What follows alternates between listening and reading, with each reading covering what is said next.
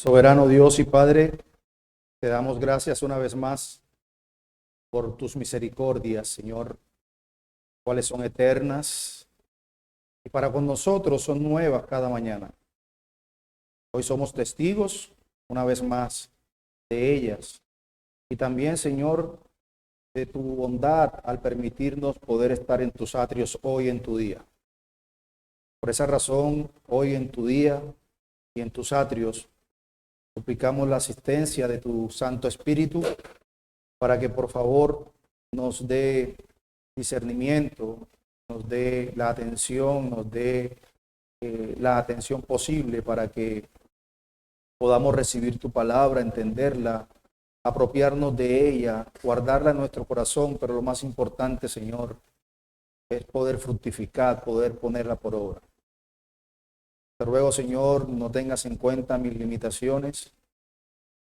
Toma este vaso de barro y que yo pueda exponer tu palabra con claridad, con fidelidad, que tu pueblo sea grandemente edificado, exhortado, consolado, y que todo sea para tu gloria y honra, Señor. Te lo suplicamos en el nombre glorioso de nuestro suficiente y único Salvador, Jesucristo. Amén. Bueno, hermanos, continuemos con nuestra serie de sermones expositivos en la carta del apóstol Pablo a los romanos. Hoy vamos, si el Señor nos lo permite, a terminar lo que es el capítulo 6.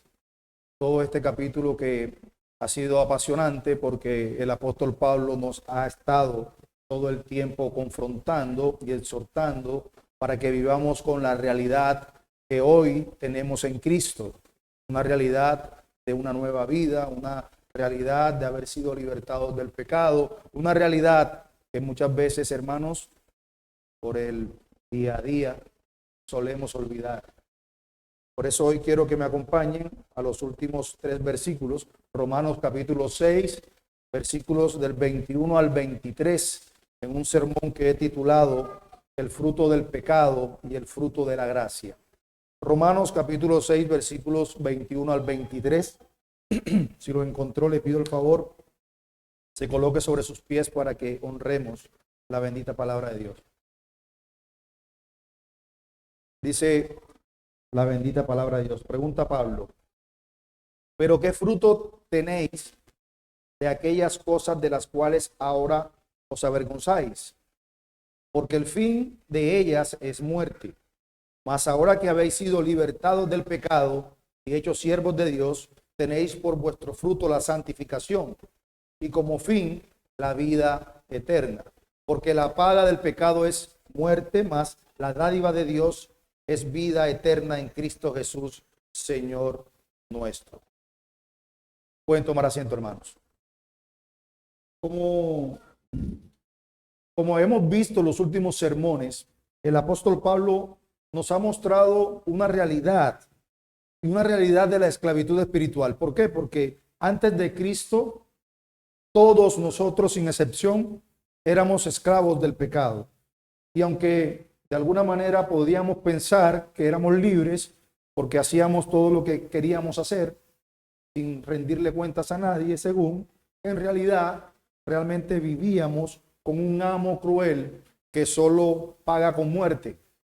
Pero también vimos a través, en el último sermón, que Cristo fue quien nos libertó para convertirnos ahora en siervos suyos, siervos de la justicia, y que la verdadera libertad entonces consiste en no hacer lo que se nos da la gana, no vivir como nosotros queramos, sino en rendirnos al Señor que nos salvó.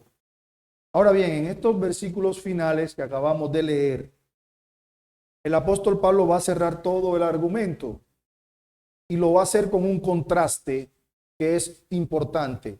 ¿Cuál es ese contraste? Él dice, el fruto del pecado es la muerte versus el fruto de la gracia, que es vida eterna.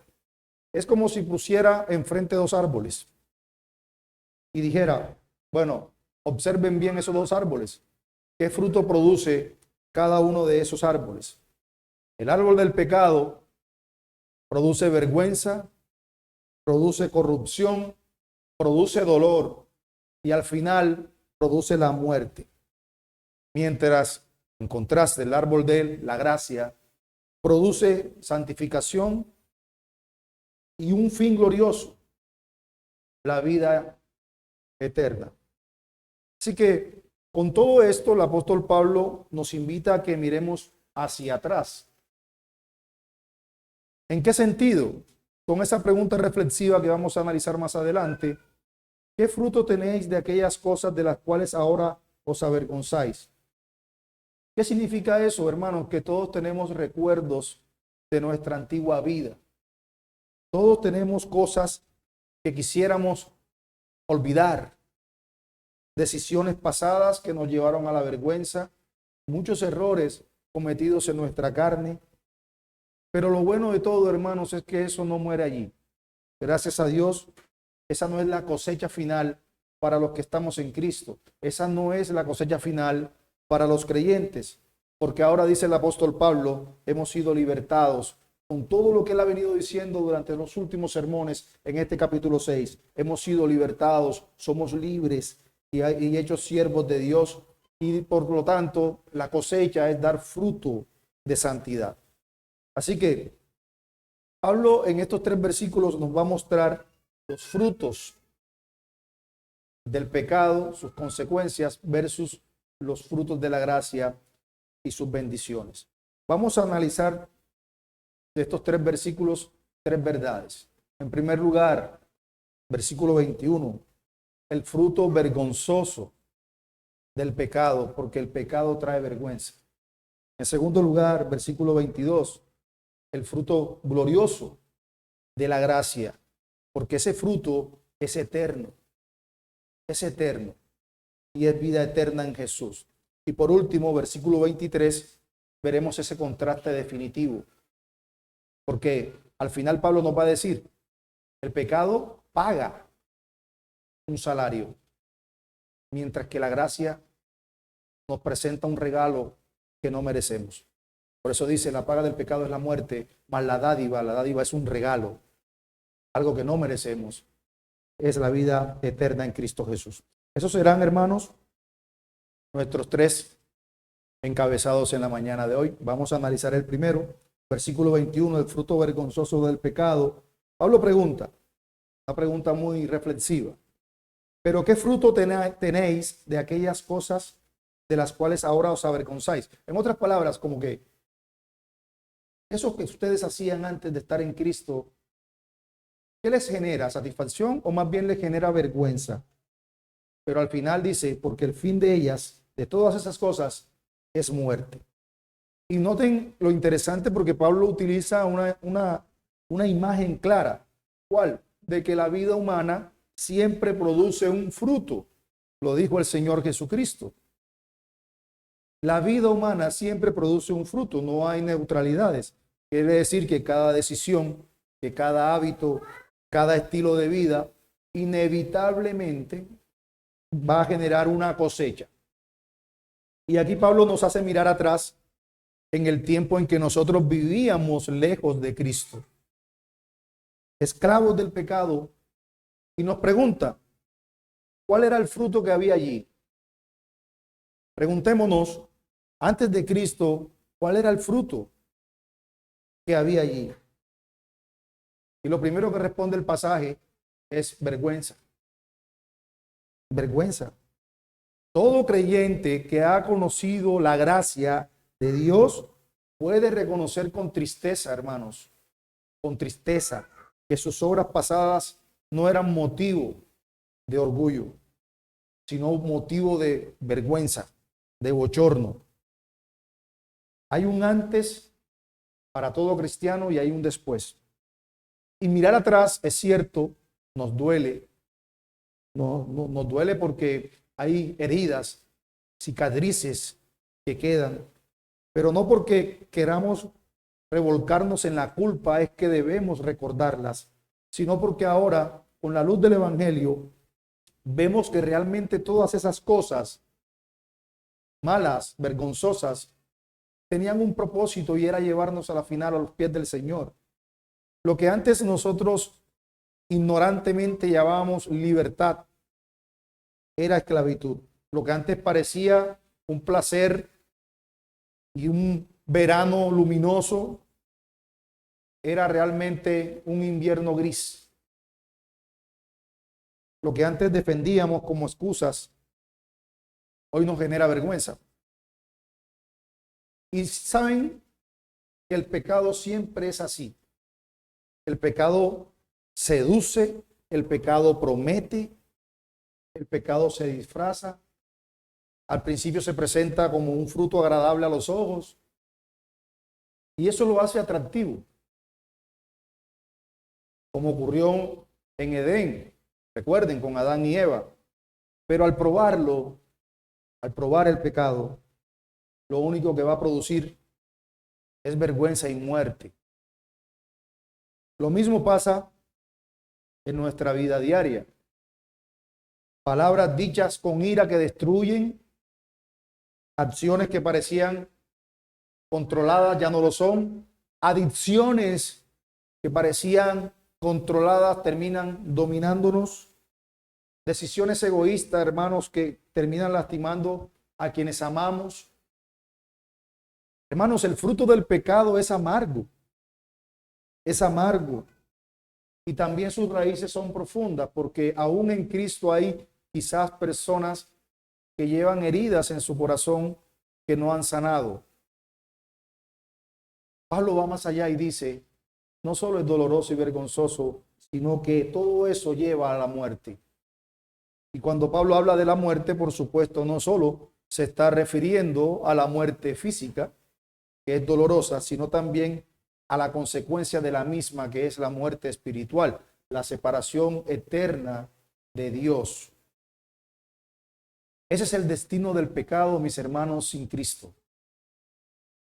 Por eso no podemos romantizar la vida pasada, no podemos mirarla con orgullo, ni mirar con nostalgia los caminos de iniquidad,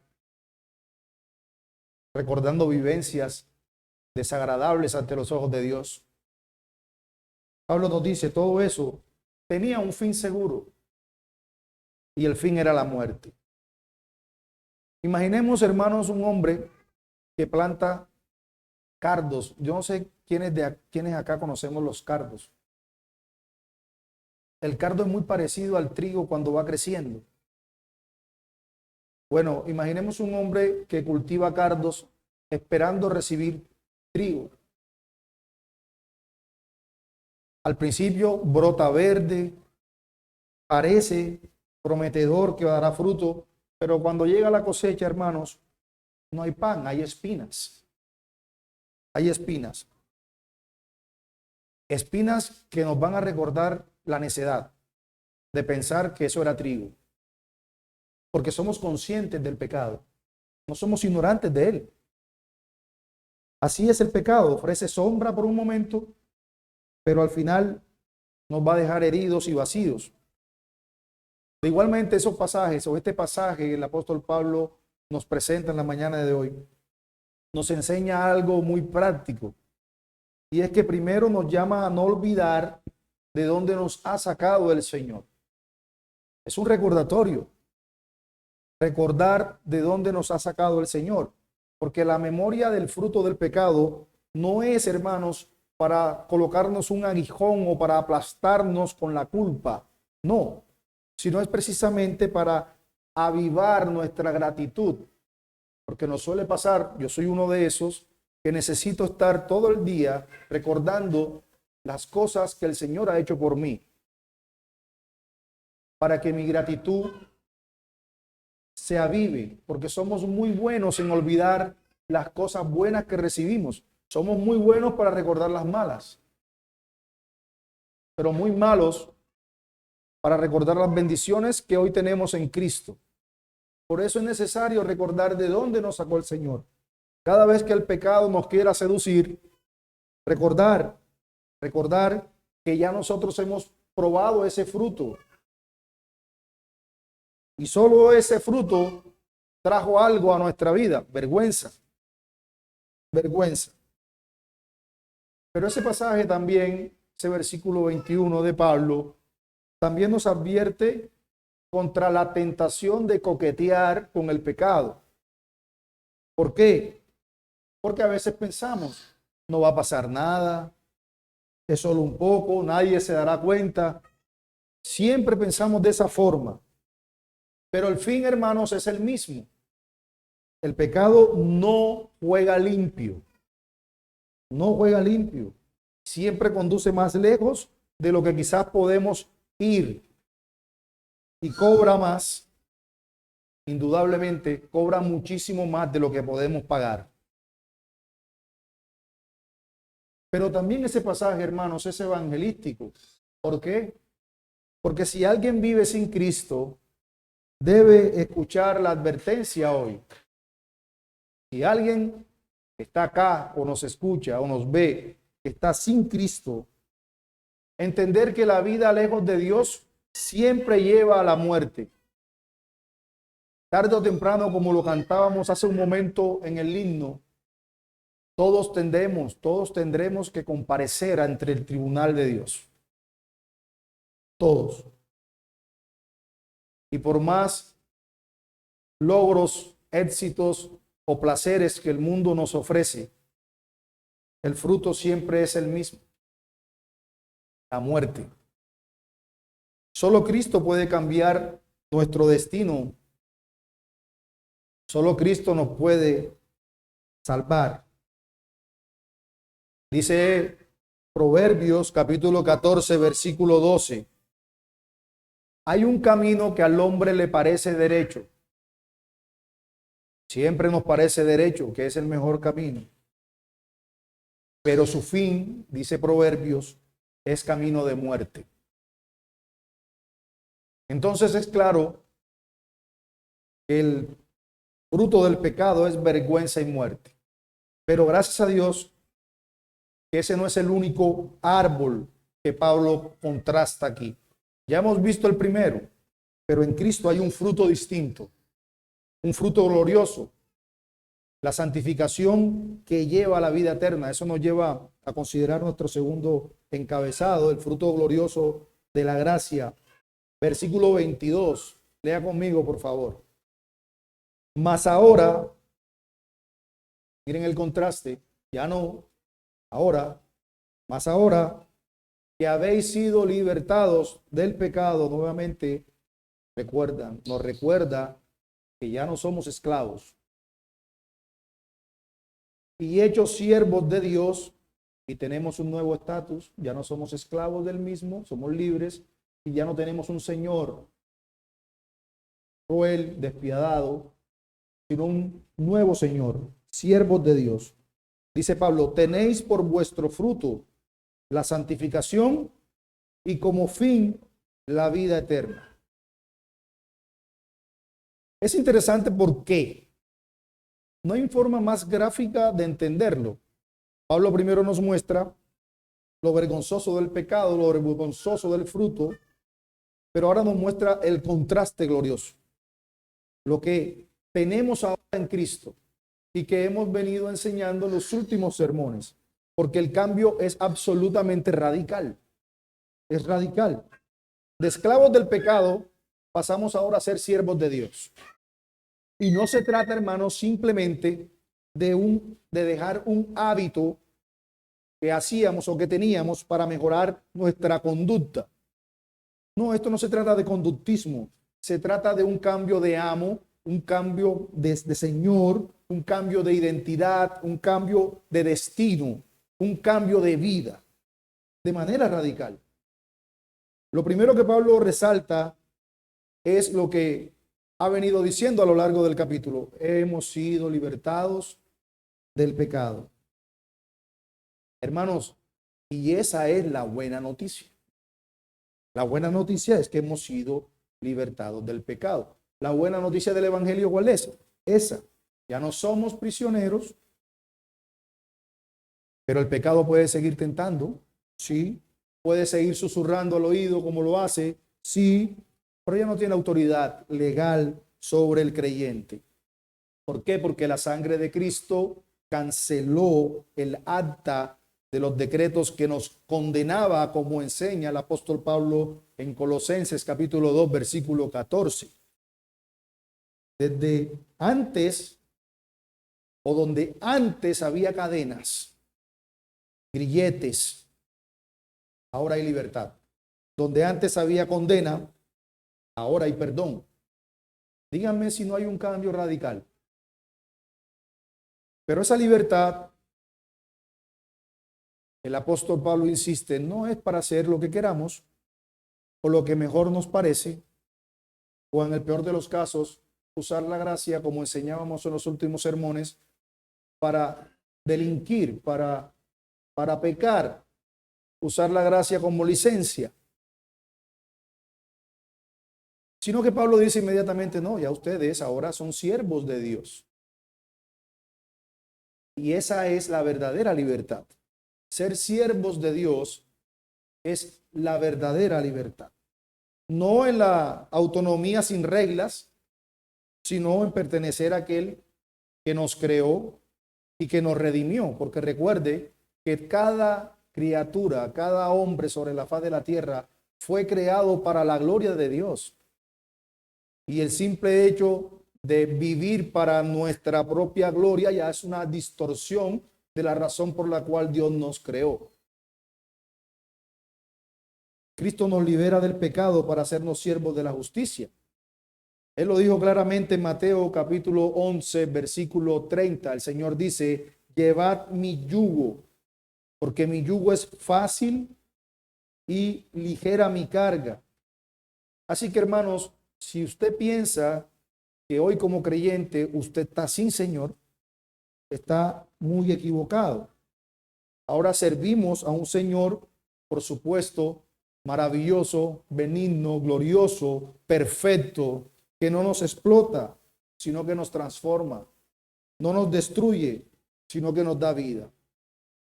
Entonces, ¿cuál es el fruto de esta nueva vida?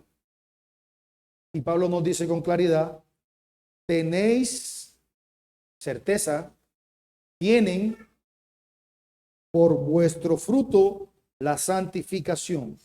Es decir, hermanos, que la santificación es ese proceso de ser cada día más como aquel que nos salvó. La santificación es ser cada día más conformados a la imagen de Cristo. Quiere decir que ninguno de nosotros está excluido de ese proceso de santificación. Si usted está en Cristo, usted cada día va a ser conformado más a Él. Y alguno dirá, pero ¿por qué yo no veo que eso sea una realidad en mi vida? Cada día o cada año o cada tiempo que pasa, me veo más lejos de lo que es el Señor Jesucristo. ¿Será que entonces yo no estoy en Cristo? Lo cierto es, hermanos, que en la medida en que entendemos más la gracia y la madurez espiritual, más lejos nos vemos del Señor. Porque comprendemos lo lejos que estamos de su perfección, lo lejos que estamos de su santidad. Como decía un puritano, cada vez que hago un autoexamen y me veo más parecido a Cristo, entonces alarmas se prenden, porque quiere decir que en verdad estoy endurecido o en verdad estoy sesgado o definitivamente ciego por el orgullo.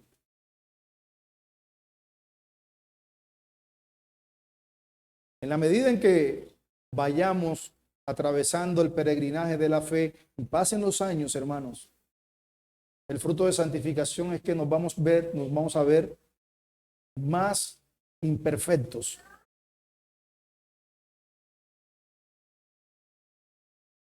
¿A cuánto nos pasa que cuando empezamos nuestra vida cristiana lo hacemos con tal ímpetu,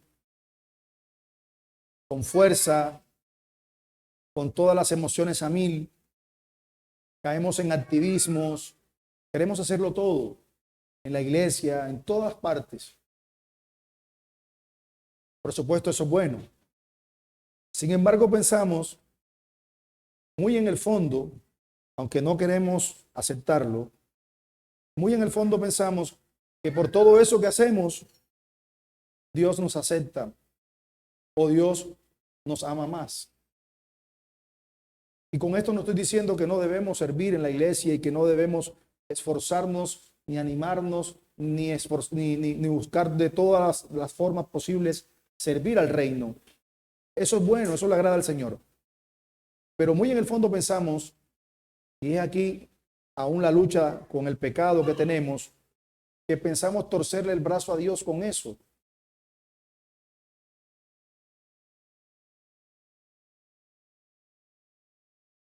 La santificación es progresiva.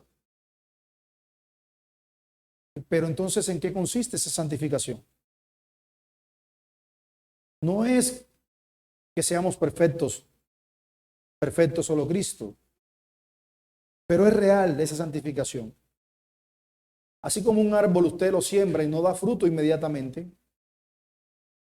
el árbol necesita un proceso de crecimiento, un proceso completo para luego dar fruto. Un árbol que usted siembra no da fruto de un día para otro. Lo mismo es en la vida del creyente, hermanos. A algunos nos cuesta más tiempo que a otros poder dar frutos. Pero ¿dónde está el error?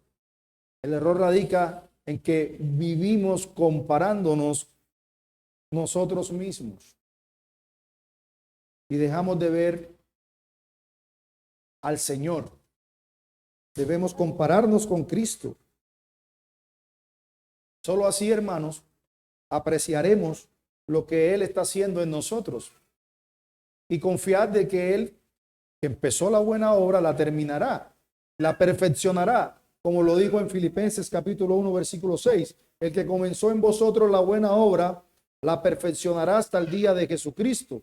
Y ese fruto, hermanos, es tan evidente que incluso otros pueden notar. Cualquier persona que lo conoció a usted antes de Cristo y lo ve ahora, no puede negar que ha habido un cambio.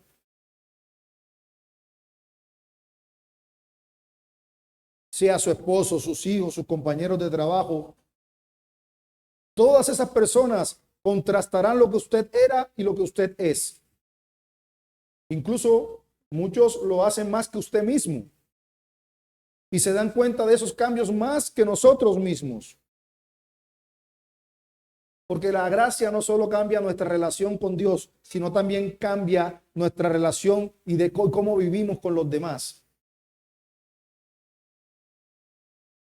Así que ese fruto produce santificación, pero Pablo va mucho más allá y dice, y como fin la vida eterna. Qué contraste, ¿eh? El fruto del pecado es vergüenza y muerte, pero el fruto de la gracia es santificación y vida eterna después. Miremos algo hoy con atención. La vida cristiana no es solo para mejorar nuestras vidas. Hermanos, la vida cristiana no es solo para mejorar nuestras vidas, sino que es una preparación de lo que nosotros vamos a tener en la eternidad. Es una preparación para lo que se viene eternamente. Si no nos gusta estar con Cristo aquí, tampoco nos va a gustar allá. No nos engañemos. Si no nos gusta hablar con Él aquí, tampoco nos va a gustar hablar con Él allá. Es por eso que el creyente tiene siempre su mirada no en las cosas terrenales, sino en las cosas del cielo, en las cosas celestiales, sabiendo que el final no es la tumba, el final es la gloria.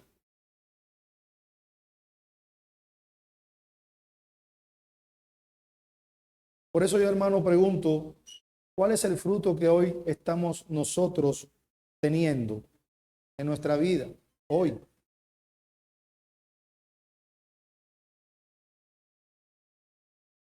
Haga una reflexión. ¿Cuál es el fruto que estamos produciendo?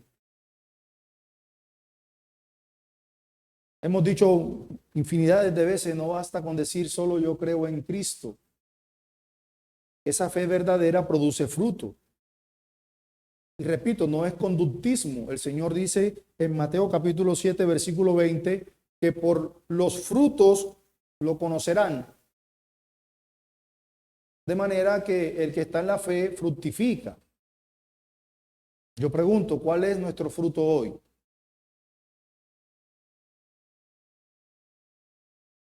¿Qué evidencia nuestra vida? ¿Qué fruto evidencia nuestra vida? Analicemos en nuestra universidad, en nuestro trabajo, en nuestro hogar, en nuestro barrio.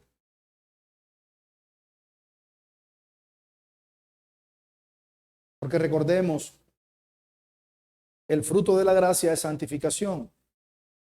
Y por supuesto, no es que somos salvos por nuestras obras, pero sí somos salvos para que nuestra vida dé frutos. Y ese fruto es señal de que nuestra meta no es la muerte, sino la vida eterna en Cristo Jesús. Yo quiero que lea conmigo un momento Gálatas capítulo 6, versículo 8.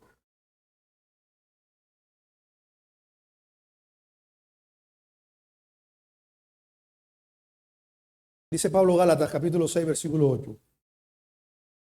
El que siembra para su carne, de la carne segará corrupción. Mas el que siembra para el espíritu, del espíritu segará vida eterna. Hermanos, ¿qué estamos sembrando? ¿Para nuestra carne?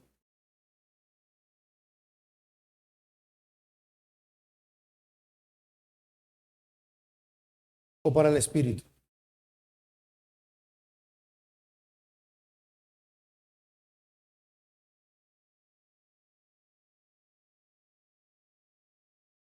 Solo usted, yo, ¿cierto? Y Dios lo sabe. Pero por eso, para terminar, Pablo hace un contraste definitivo para que recordemos esta verdad. Eso nos lleva a considerar nuestro último punto, el contraste definitivo, paga o regalo, versículo 23. Dice Pablo, porque la paga del pecado es muerte, mas la dádiva de Dios es vida eterna en Cristo Jesús, Señor nuestro.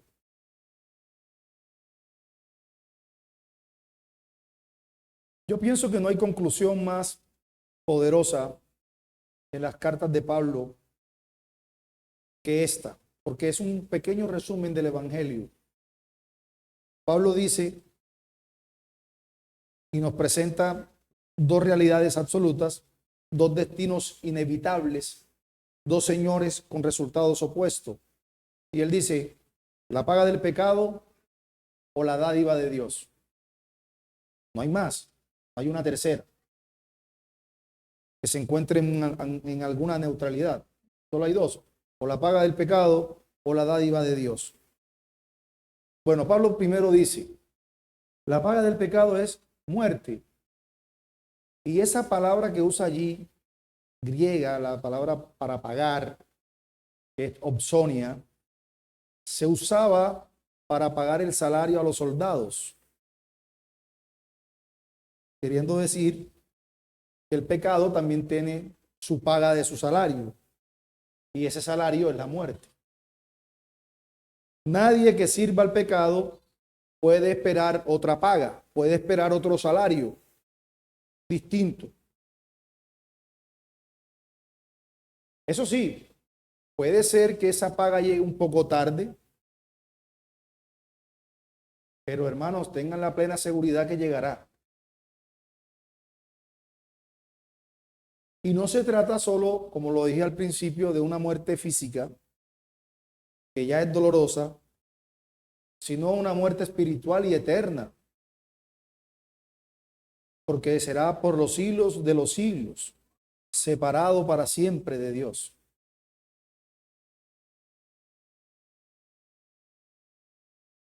Y es importante porque recordamos todo el tiempo lo que promete el pecado.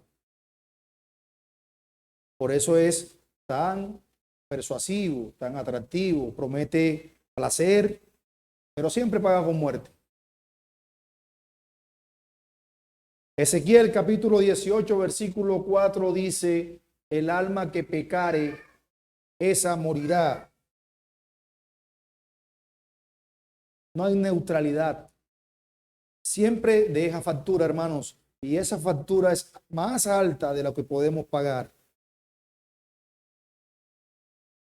Pero para la gloria de Dios hay un contraste, y Pablo lo dice, mas la dádiva de Dios es vida eterna. Y es un regalo, y es el regalo maravilloso y sorprendente del Evangelio. Porque a diferencia del pecado, ¿cierto? La gracia o la salvación no es un salario. Noten lo interesante. La salvación no es un salario, es un regalo. Porque esa palabra dádiva señala algo que no se gana, sino algo que se recibe gratuitamente. Mientras que el pecado paga con justicia lo que merecemos. ¿Sí ven? Pero Dios ofrece gratuitamente lo que jamás merecíamos. ¿O usted y yo merecíamos la salvación? Claro que no. Sin embargo, Dios ofrece gratuitamente eso que jamás íbamos a recibir. La muerte es ganada entonces, mientras que la vida eterna es un regalo, es dada. Y noten algo, hermanos, que esa dádiva no es genérica, porque Pablo añade que es en Cristo Jesús, Señor nuestro. O sea, la vida eterna no se encuentra en nosotros mismos, no se encuentra en nuestras obras, ni en nuestra religiosidad, sino que se encuentra en Cristo. Solo está en Cristo. ¿Por qué? Bueno, porque en Él encontramos perdón de los pecados, encontramos reconciliación y la promesa de la vida eterna con Él. Lea conmigo, por favor, Primera de Juan, capítulo 5, versículo 12.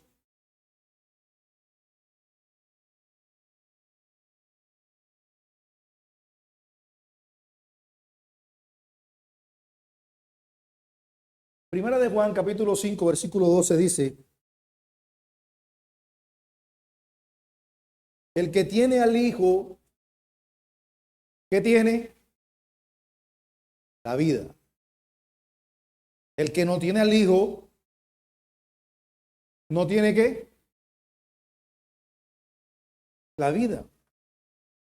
Y es exactamente lo que nuestro Señor Jesucristo dice en el Evangelio de Juan, capítulo 11, versículo 25, cuando dice, yo soy la resurrección y la vida. El que cree en mí, aunque esté muerto, vivirá. Hermanos, si estás en Cristo, tienes vida eterna. No es algo que tendrás. Tienes vida eterna.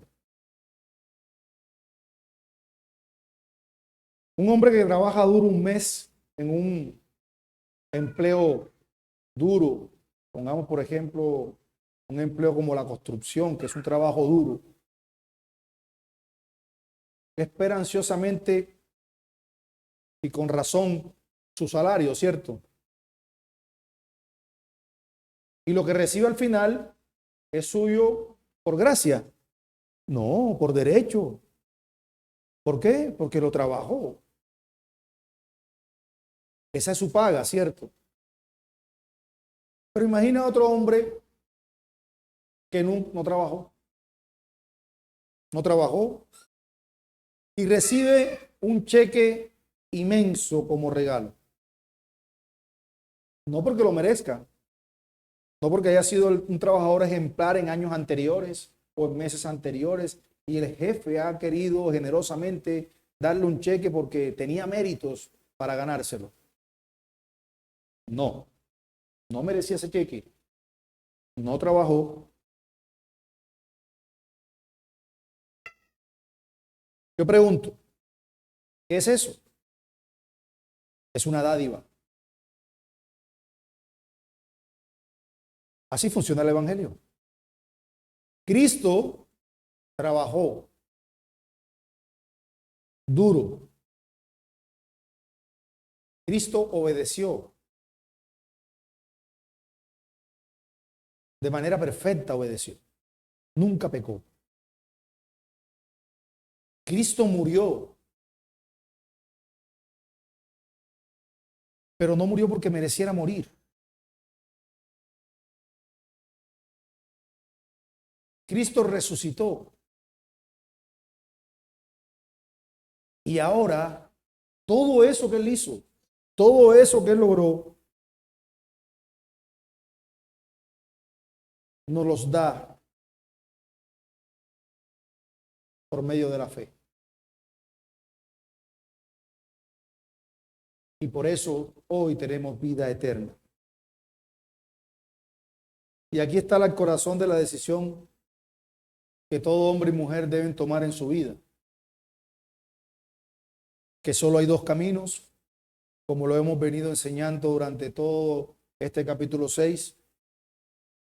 Solo hay dos caminos: seguir en el pecado y recibir su paga segura, que es la muerte, o recibir por la fe la dádiva de Dios en Cristo Jesús, que es la vida eterna. No nos podemos engañar pensando que podemos negociar con el pecado, hermanos. El pecado siempre paga y paga con muerte. Por más que se disfrace, por más que busque armonizar, perdón. Pero también quisiera hablarle a aquel que no conoce al Señor, aquel amigo que aún vive su vida sin Cristo. Decirle que ese regalo también es para él. ¿Y por qué es para él? Porque el Señor Jesucristo ha hecho una invitación a que vayan a Él todos los que estén cargados y trabajados y Él los hará descansar.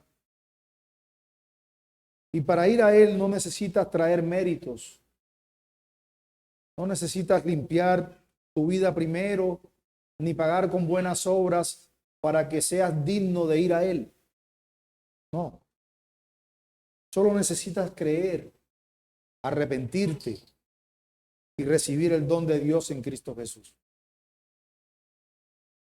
No es, soy demasiado malo para ir a Jesús, soy demasiado pecador para ir a la iglesia, o no hay perdón para mí, porque mis pecados son tantos que no hay forma de que Dios los pueda perdonar.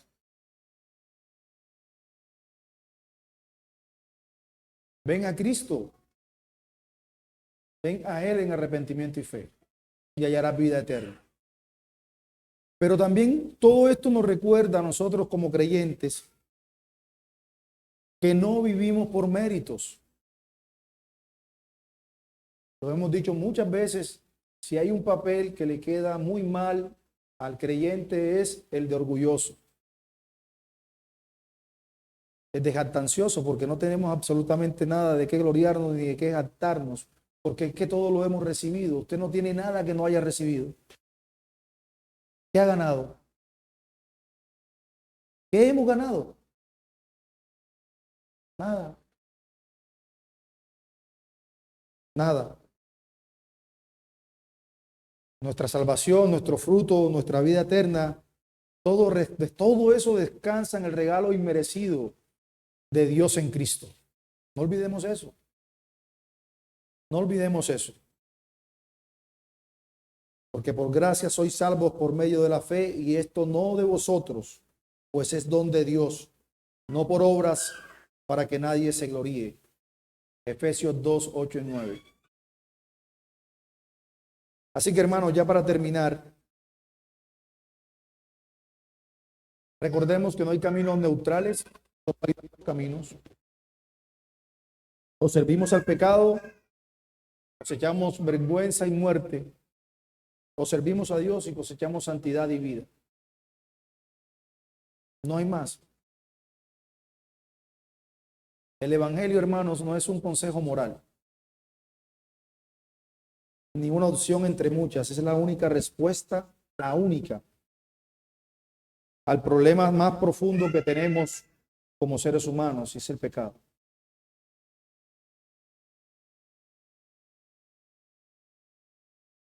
Ojalá que hoy podamos salir de acá, hermanos, con una convicción clara. No hay mejor vida que la de vivir en Cristo. No hay más. No hay mejor. No hay mejor. No hay mejor fruto que el de la santidad. No hay mejor destino que la vida eterna.